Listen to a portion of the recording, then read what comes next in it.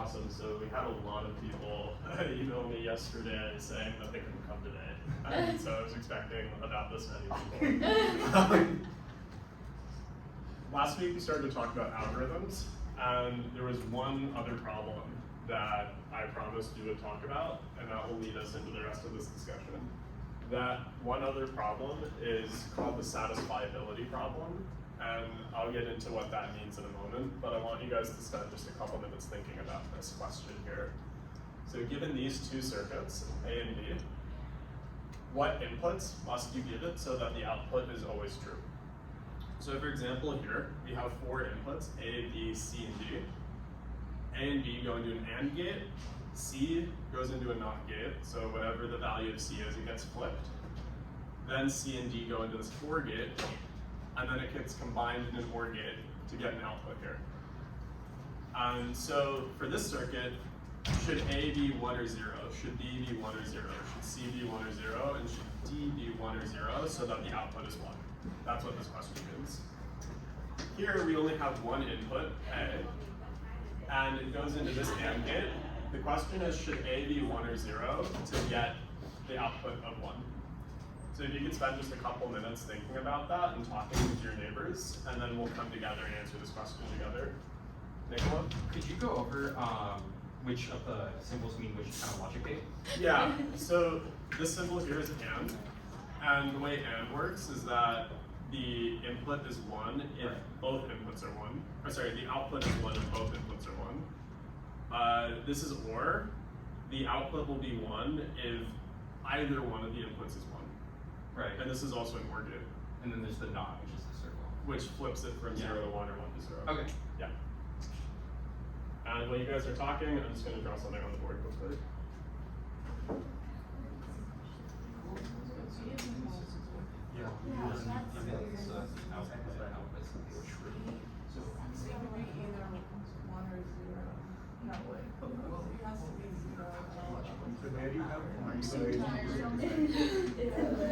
It's essentially so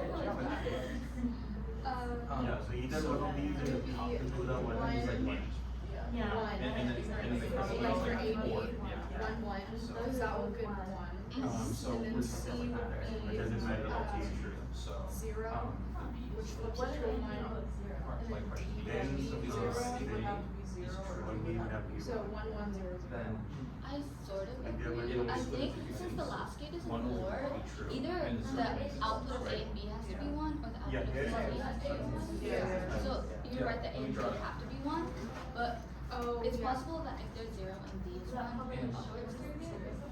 So I feel like that's It's short. It's not giving you a choice. That was the point. It looks like you it's don't have to think of binary. I think It's pretty much I think you're on true or track false. though. So I don't know. Oh, no, I didn't. But then there's this OR thing, which is false. You know? So we have false and true. And then this is like OR. So we have true or false.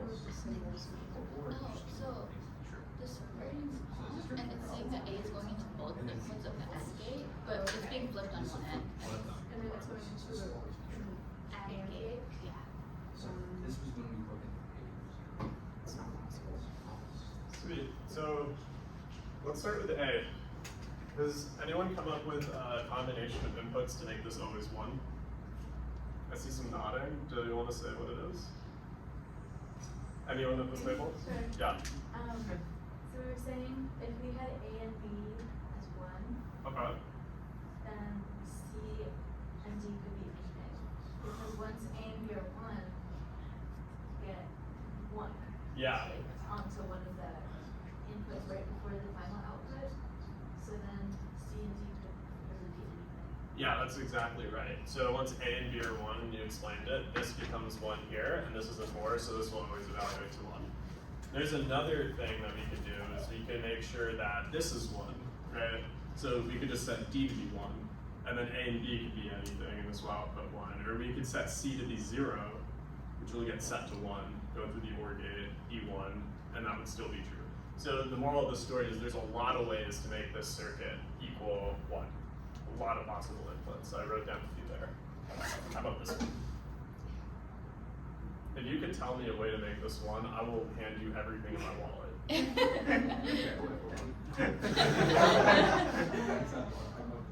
I see some laughing and nodding no, that this is not possible. We can't make this one.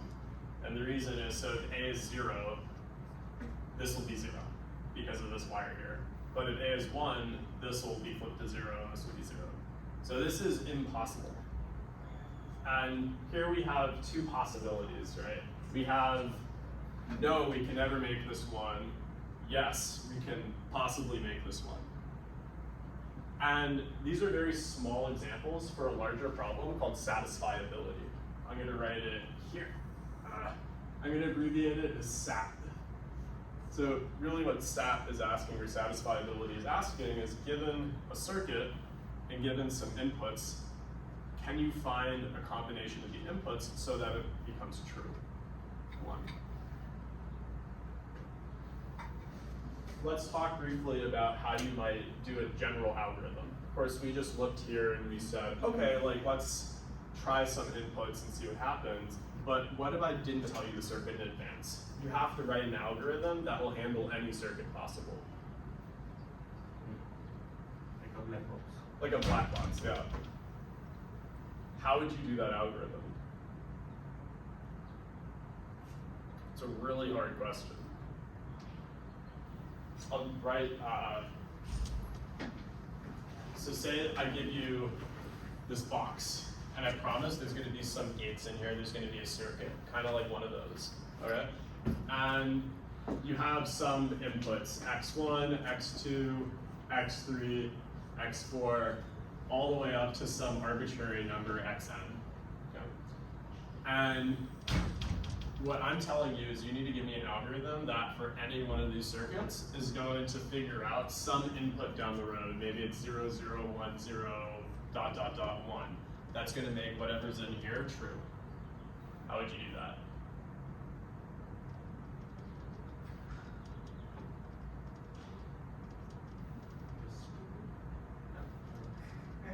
Like you're asking for like a circuit like that? Not a circuit, like an algorithm that will, given any circuit, will get this, a combination of inputs that will give us 1. I mean, just one by one check the entire thing. Yeah. I think we, as computer scientists and as people trying to solve stuff, we get stuck at problems like this trying to figure out a fast way to do it. What Akshay says, what we can do is just brute force it.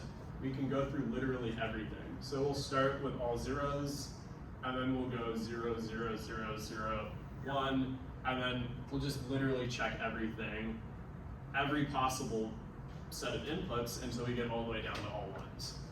And what Akshay is saying we're going to do is we're going to take each of these possibilities, run it through the circuit, and then see if it answers 1. And if it answers 1, we found the answer, we're done. But if we can never get 1 out of this thing, then it's impossible. We have a case that's kind of like B on the right. But this is kind of a terrible solution in a way, right? Because we have to check a lot of stuff to answer this silly, stupid question. We have n inputs, or n bits here, which means, and each, so we have n bits, and each bit can be a 1 or a 0, which is 2 possibilities.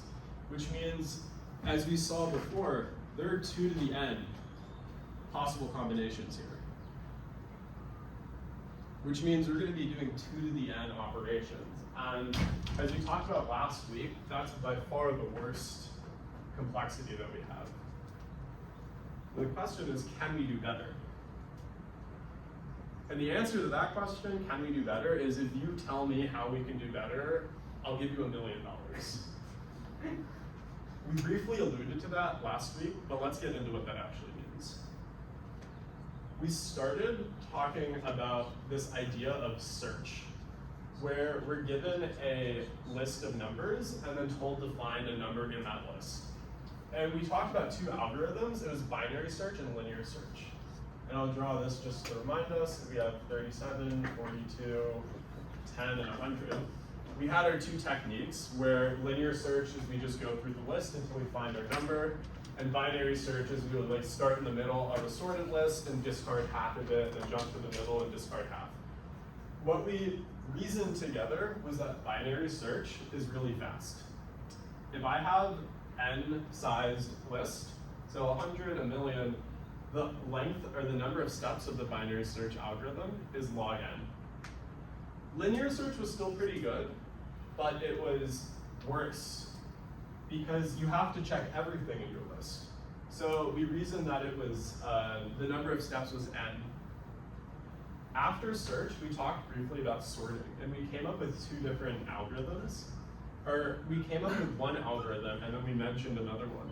So the one that we came up with together was this algorithm called insertion sort. And we mentioned that there's an algorithm called merge sort.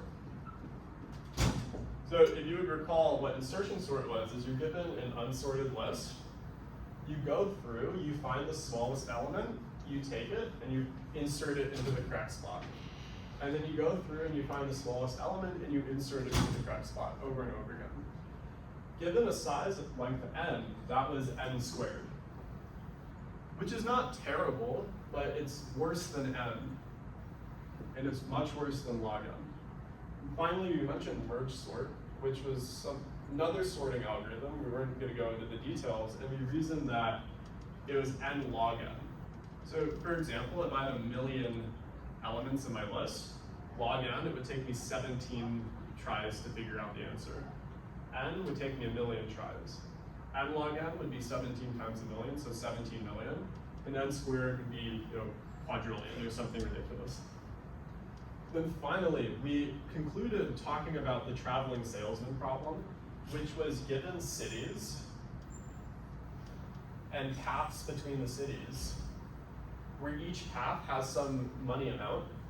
You need to tell me if you can travel to all the cities one time, return to your starting destination, and do that under some amount of money. And that was a really, really hard problem. It was 2 to the n. And so on an input of 100, you're already getting 2 to the 100, which is going to take forever. And if you had an input of 1 million, I said I wouldn't be able to tell you how big that number was. It would take me the entire class to just write the zeros. It's insane. We just talked about this other problem here, satisfiability. That's also really hard to solve. And if you're grinding on what's a faster way to do it, we don't know the faster way to do it. Satisfiability is also 2 to the n. So we're starting to see that these different classes of problems exist, where some we have these pretty fast solutions to it. N log n, n log n, n squared, these are polynomials. They don't grow that fast. On the other hand, we have these much harder problems, TSP, SAT, which are 2 to the n, as far as we know. They grow much, much quicker, and computers have a much harder time of solving them. There's an even more profound observation that actually unifies all of these problems together. So we'll go through quickly and discuss how we might go about verifying the solution to all of these. So what I mean by that is if I give you the original input and I give you an answer, how hard would it be for you to tell me if my answer was correct? We'll start with an example. Here, I gave you a problem.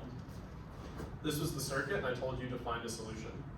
A solution would be something like 1, 1, 0, 0. Verifying that this is right would be, I take it, I run it through the circuit, and I see what the answer is, and that's it. In this case, it outputs to 1. But if I gave you, let's see, I guess 0, 0, 1, 0, it would output to 0. And in that case, I'm verifying that the solution is wrong. Here, verification is you have the circuit, you give me your possible answer, 1, I check it, it's wrong, 0, I check it, it's wrong. So that's what verification is. I give you the original input, the answer, and you tell me if it's right or wrong. Here, it's really, really fast to do that. We're just limited by the size of the circuit. We don't actually have to check 2 to the n inputs. We have the one input that we need to check. And so this is going to be a really, really fast operation. let's go through these and just discuss briefly how you go about verifying a solution and then how long that would take on a computer. So we'll start with the search problems. I give you a list, and you need to tell me if a number is there or not there. So your solution would be the number is there, or your solution would be the number is not there. How would I check that you're correct? If someone could raise their hand and tell me how I would check that you're correct. Nicola? You could iterate through the list, just check each thing at a time, see if your number's there. Yeah, it's super simple. Maybe my problem was, is 42 in my list? And Nicola says, yes. And then Sasha says, no. I'll check who's right by just going through the list and seeing if 42 is there. And so, worst case scenario, it might be toward the end of the list. And so verifying the search problem is n steps. So I'll write an n here. How about sorting? I give you an input, it might be unsorted. You give me something back, and I need to check if it's sorted or not. How would I do that? James? You go through the list and you find some, you keep like all the previous, like the numbers that you go through in memory, and then if you come across a number that is less than like something in the list you have so far that is incorrect. Yeah, exactly. So I look at my list, I'm just gonna look at every pair of elements. I'm gonna say, is the left element less than the right element? In this case, no, so this is not sorted.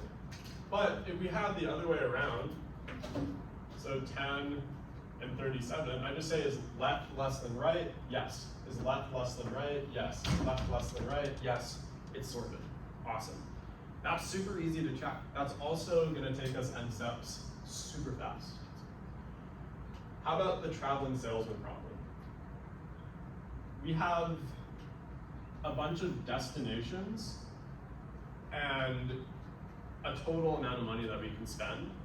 Your goal was to give me a path through this that reaches every city one time and returns to the start while being less than the total amount of money I gave you. How would you check that solution?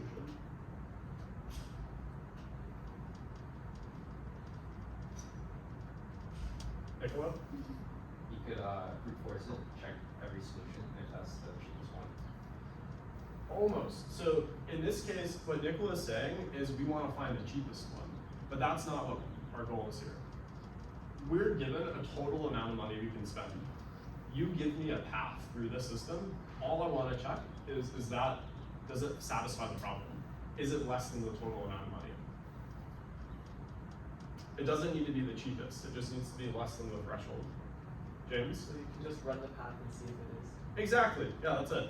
I'm just gonna go walk across the path you gave me, and I'm gonna add the amount of money it costs to do each hop, and then I'm gonna see, is it less? And that's also super fast, because if there's, in this case, 4 destinations, it's just gonna be 1, 2, 3, 4 paths, or 5 paths. So given n destinations, it's still gonna be, roughly about n, steps. It's probably actually just gonna be n steps. And then satisfiability, we said that this is also super, super fast. We just have to check one thing. So what's the unifying theme of all of these? Is these are pretty easy to solve. These are kind of hard to solve, but they're all really easy to verify. They're all super, super easy to check. So in some weird sense, they're all very similar.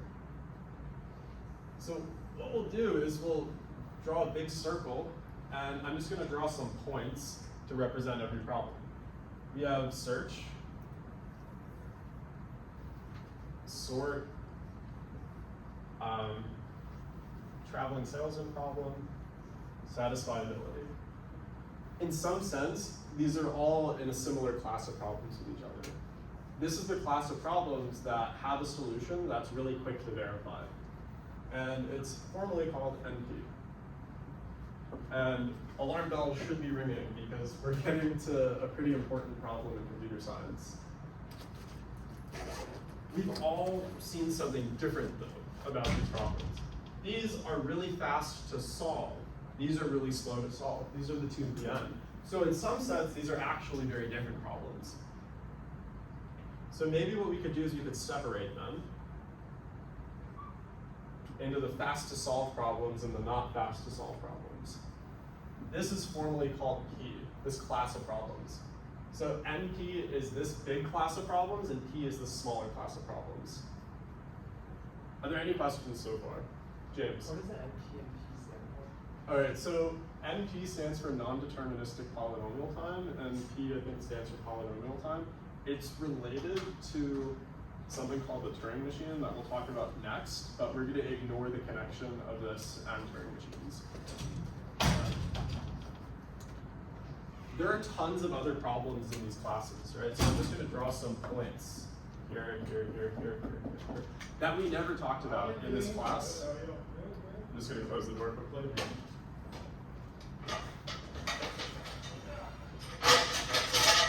All right, so there are lots of other problems that exist that we didn't talk about. So if you have a favorite algorithm, it's gonna show up somewhere here, most likely.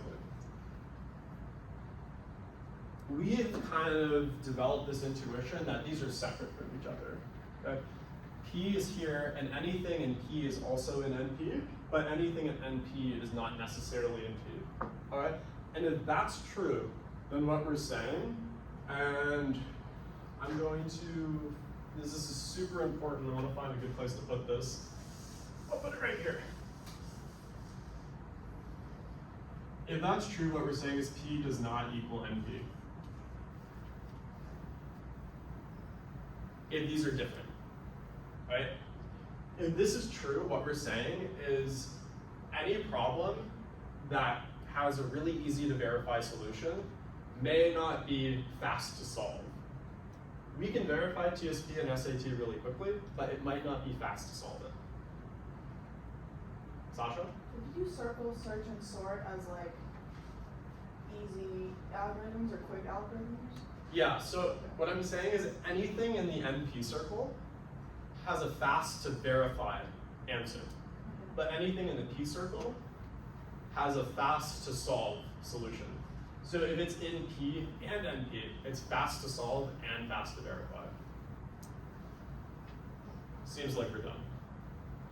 But, and this is the really, really weird thing, is we don't actually know if this distinction here is true. Computer scientists haven't been able to prove that P does not equal NP. It could be the case that P actually equals NP. And if that's true, what it actually means is that anything here, and TSP, SAT, SAT, is actually really fast to solve as well. And in that case, we can just break this barrier here, because they're the same thing. Seems a little weird because it seems so totally unintuitive that SAT or traveling salesman would be fast to solve, but it's possible. What we're saying is that in the whole history of people thinking about these problems, no one has been able to prove that these problems, traveling salesman, satisfiability, and some other problems up here are actually impossible to solve quickly. It might be that someone down the road finds a solution to these that is polynomial. And that would be insane. That would totally change the game for us. Are there any questions about that? It's kind of a weird idea. Emma? Even if somebody was able to prove that, say, the traveling salesman problem was easy to solve and easy to verify, how would that translate to all the other NP problems out there? That's an excellent question, and it bridges, yeah, actually it does. It bridges into something that's even crazier. So we're talking about these problems and whether they're easy or hard to solve. There is, and I was going to talk about this next, so you're exactly thinking in the right direction. There was a researcher, a couple of researchers back in the 70s that published a theorem. It's called the Cook and Levin theorem, and it's super important for us. So I'm going to write it down. Cook-Levin. Without going into the details too much, what these guys showed was if you can solve satisfiability, then you can solve everything here in NP. So if you can find a fast solution to satisfiability, then you have automatically found a fast solution to everything in NP, just for free. Is that weird?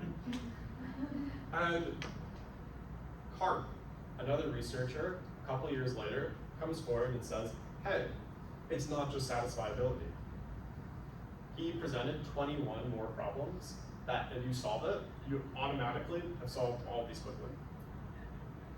Traveling salesman problem, turns out the one that we talked about is one of those problems. Not that Karp proposed, I think, but it happens to be one of those problems where if you solve it, you get everything for free.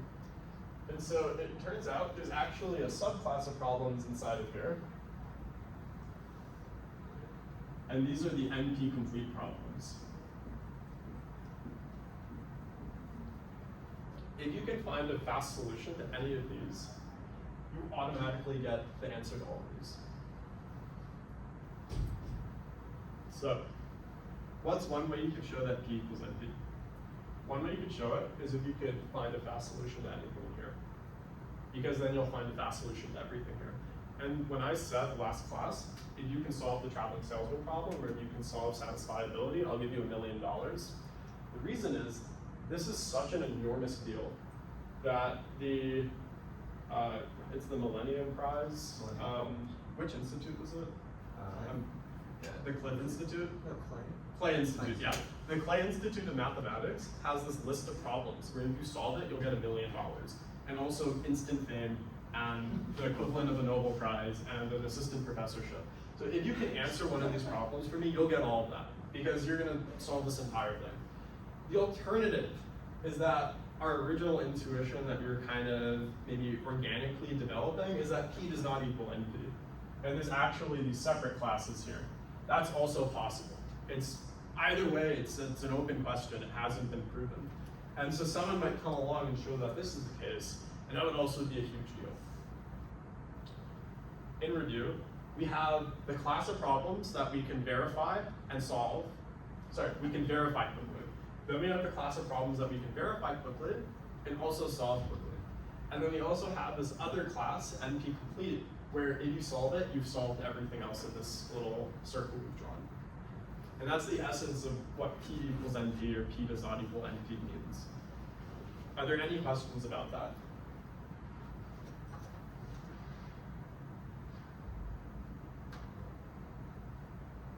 Awesome.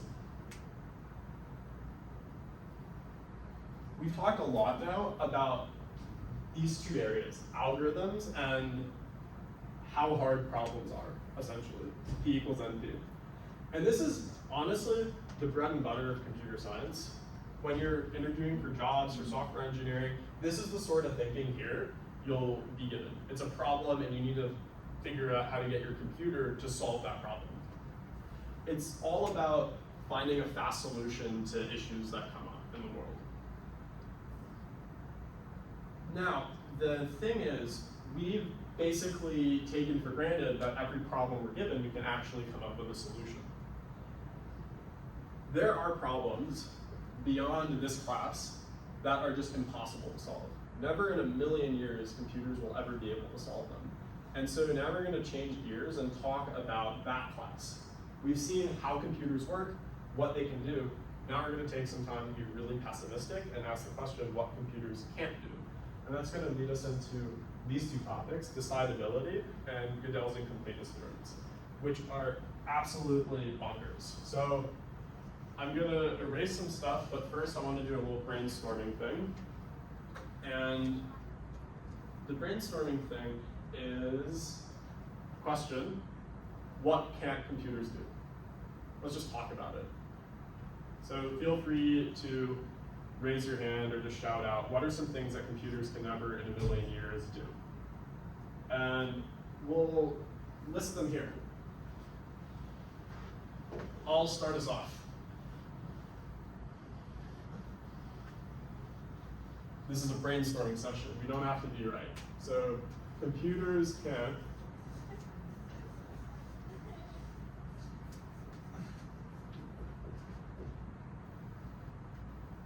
maybe develop consciousness.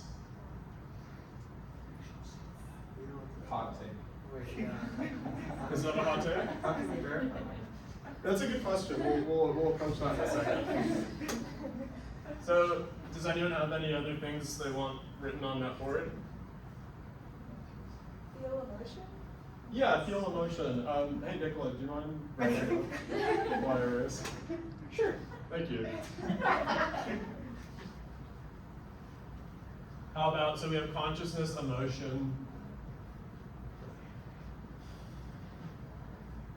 James? The halting problem? Alright, we're gonna ignore that for a minute, but you're completely correct.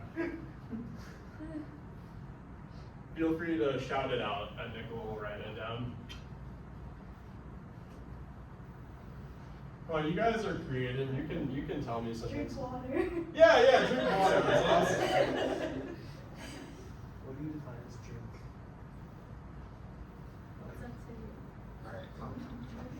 Alright, Let's get two more up there. This is a give me. Come on. They can't photosynthesize. Yeah. That's crazy. Remember the passwords. They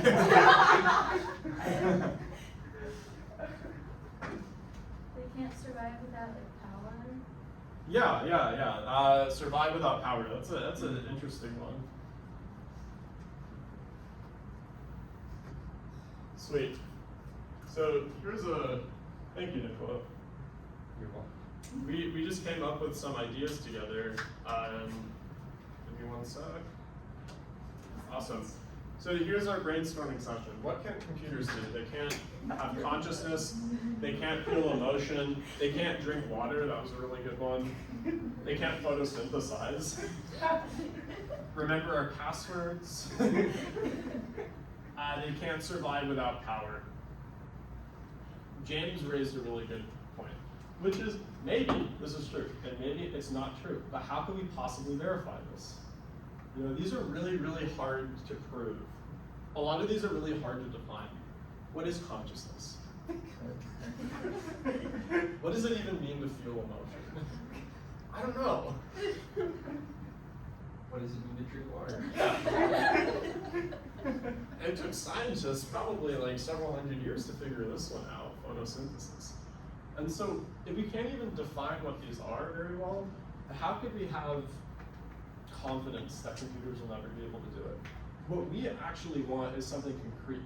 We want to be able to show and prove that there are problems computers can't solve. So that's what we're going to talk about now. There's two problems when it comes to talking about proofs in computers. The first is that there is a huge variety of machines. So if I try to prove my Mac can't solve something, how do I know that a Dell won't be able to solve it, or an iPad or an iPhone? The second thing is that computers are super, super complicated. I hope that we've bestowed that to everybody over the last month and a half of talking about them. And so how can we even begin to hope that we'll have some model that is simple enough that we can even write a proof? The answer is we probably need to come up with a really simple model. And that's what we'll do first. We need a model that's general, and so it'll apply to everything, and simple, so that it'll be easy to write proofs. Question to everybody, what are the most important parts of a computer? That's what we want to distill down to. We talked about the von Neumann model, we're going to go even simpler than that. What are the most important parts of a computer that we should include in our model? Nicola? Memory. Memory, yeah.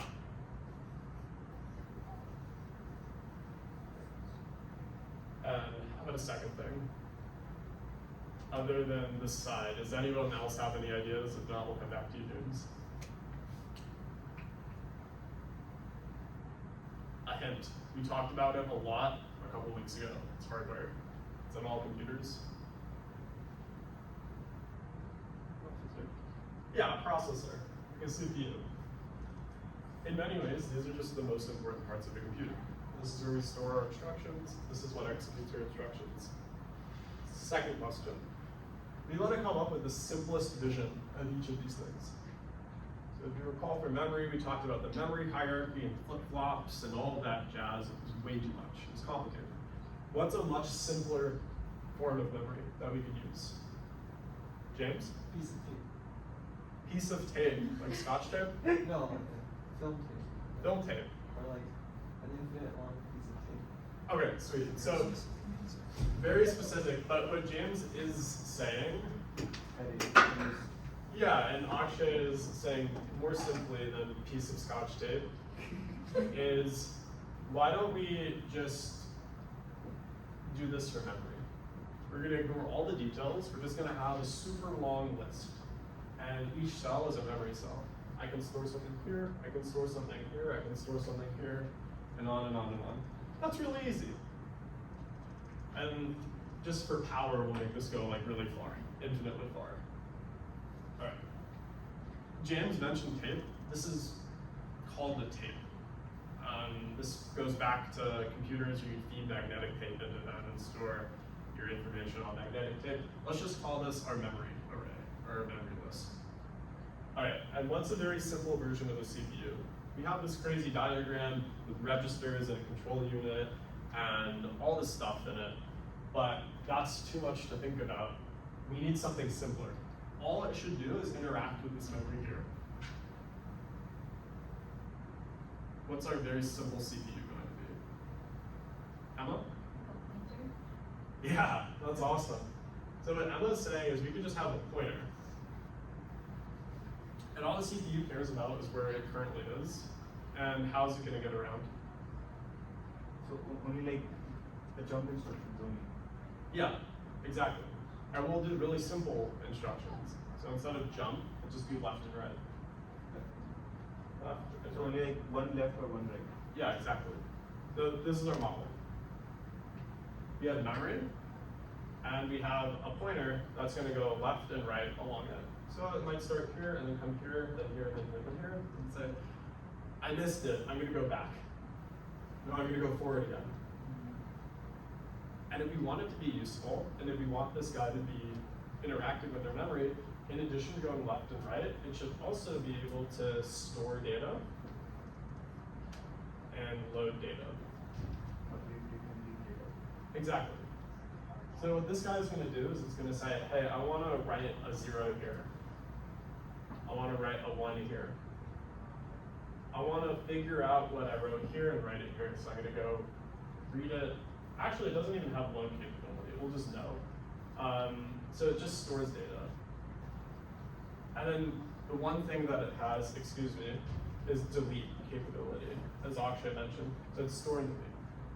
Hey, I put a 1 there, I meant to put a 0 there, so I'm going to delete it and then write a 0 there. Are there any questions about this?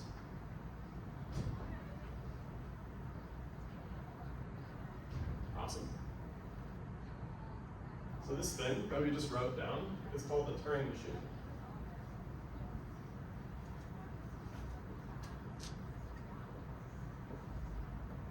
It's the name of this model.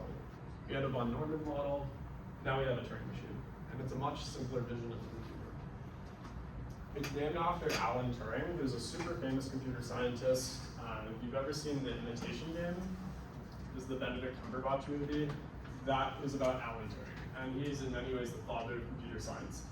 He has an award named after him, it's called the Turing Award, and that's the Nobel Prize equivalent for computer science. Very important guy, he did a lot of foundational work. And what we're going to start talking about over the next 10 minutes, and we'll continue next class, is some of his most profound additions to the field, essentially. Okay. So what we have here is a super simple thing, but my claim to all of you is that this is actually enough for our proofs. A Turing machine is all we need. What do I mean by that? We have these really complicated machines. This is really simple. How could this actually be enough? This is only enough if the Turing machine is equivalently powerful to computers. What do I mean by that? If I give you a problem to solve, if my computer can solve it, so can my Turing machine. And if my Turing machine can solve it, so can my computer. That's what it means to be equivalently powerful. Specifically, these problems that I'm alluding to, just under the hood, they're called decision problems, and that's where this term decidability comes from, but we'll ignore the details of that for right now. All right. So my claim is that Turing machines and computers are equivalently powerful. Let's justify that really quickly. All a Turing machine does is it has this memory, and it goes left and right. It writes to the memory, and it reads from the memory. Can a computer simulate this? Yeah, I see some nodding.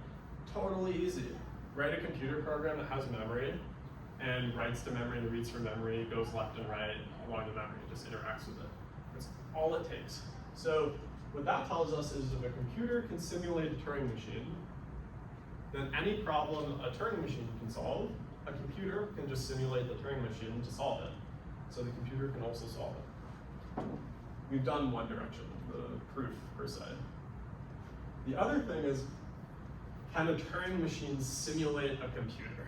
Can it simulate a random computer? I see some nodding no. Does anyone think that a Turing machine can simulate a random computer? I see some nodding yes. Why is that, Nicola? Because the fundamentals of how a computer works is all problems began with a binary sequence that was finite, and so you could just model any memory based off of or you could use the memory of the Turing machine to encapsulate that. Yeah, basically at a very high level, that's true. A Turing machine does not have a graphical user interface, so it's definitely true that a Turing machine cannot simulate this thing. That'd be insane. Right? But what's happening under the hood is storing stuff in memory, reading stuff from memory, executing instructions. And we have fast ways to execute, adding and subtracting and everything. But my argument is that, hey, we have this reading and writing capability in memory, and we have this left and right stuff. And so, yeah, actually, it turns out we can simulate everything that happens on a computer just with these simple operations. It will take forever. It's super inefficient, but we can do it. Sasha? So you mentioned like solving problems using the Turing machine. What would that kind of look like? Like, would it just be a 1 in one of the locations in the array, and that would be like, okay, we've solved the problem? Alright, so we won't go too deep into this, but this is not the full definition of a Turing machine. There's more that goes on. We're just going to keep it simple for this class. But more formally, a Turing machine also has off to the side a finite state machine. And the finite state machine, we'll recall from week 4 and 5, is going to control the movement of this thing. Yeah, it's like a control unit, exactly. Akshay has a really good point. So this is kind of like our control unit for the CPU, where the only instruction is left and right, store and load, or store and delete. And in the finite state machine, there are different states, okay? And there will be a couple states. Some might be like go left, go right. One will say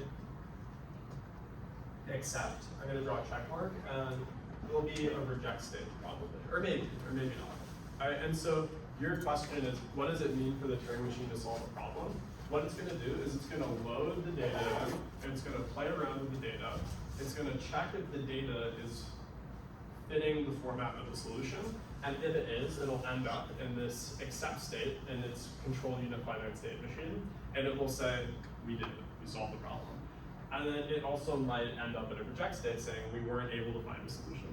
Does that answer your question? Yeah. All right. We're not going to go into the details of what I said before that, which was you can simulate the operations of our computers on a Turing machine, but we're just going to take it for granted for the sake of time. What that means for us is that Turing machines and computers are equivalently powerful. So we get two really important consequences from that. The first is that because Turing machines are kind of, in a sense, equivalent to computers, we program our computers with code. Which means instead of talking about this super low-level stuff, we can write pseudocode, or code, to describe a Turing machine. And that's totally fine.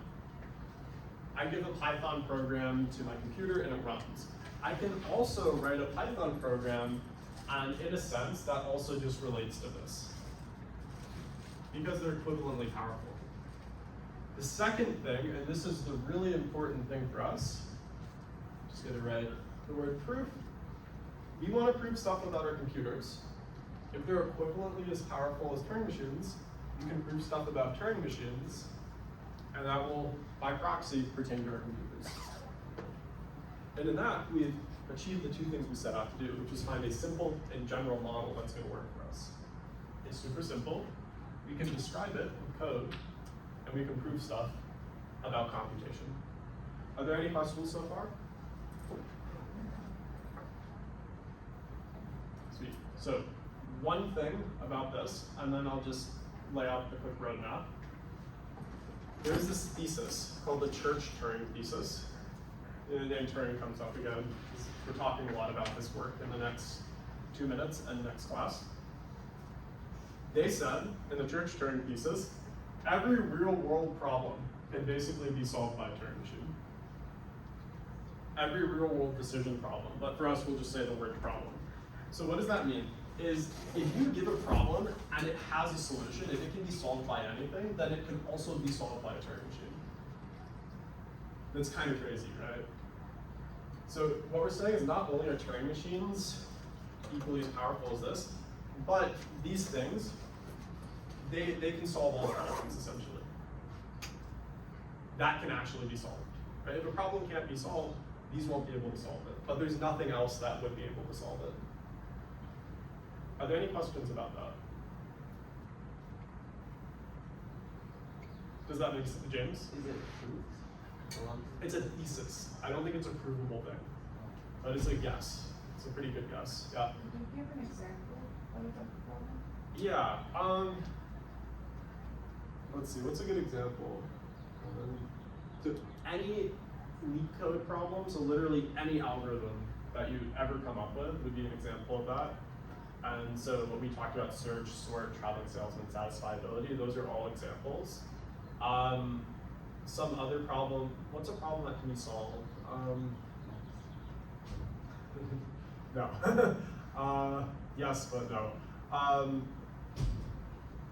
It's weird because it's like,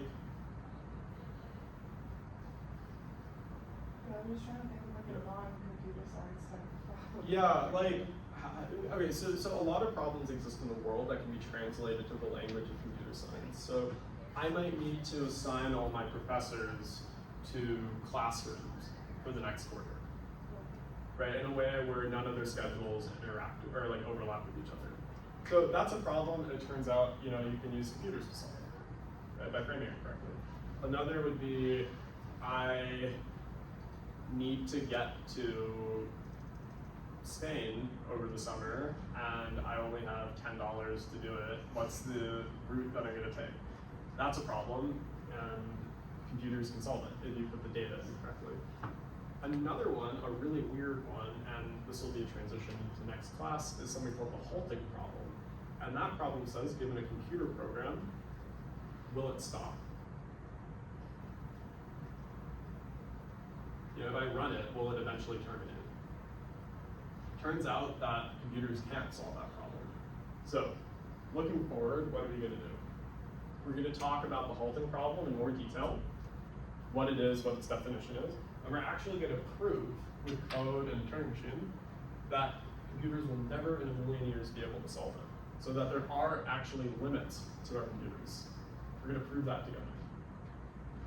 And then, after that, we're going to talk very briefly about this thing called Gödel's incompleteness theorems. The reason we are is because they're equivalent, in a sense, to the work that Alan Turing did with Turing machines. The fact that there is a problem that we'll never be able to solve, that's the halting problem, is the same as this idea, these ideas that come up in these theorems. And why are we going to mention them? It's because they're super devastating. What these theorems tell us is that there's actually limits to what we can prove in math, that there are true things in the world that we'll never be able to prove. It's a really upsetting idea. It's also really cool, it's really profound. And it's this really cynical thing that sits in the background and we'll never be able to conquer. So, are there any questions? No? Sweet. If we finish that in time, we'll talk about the internet and then we'll do a summary and that'll be the class. So, I'll see you guys next week. Thank you.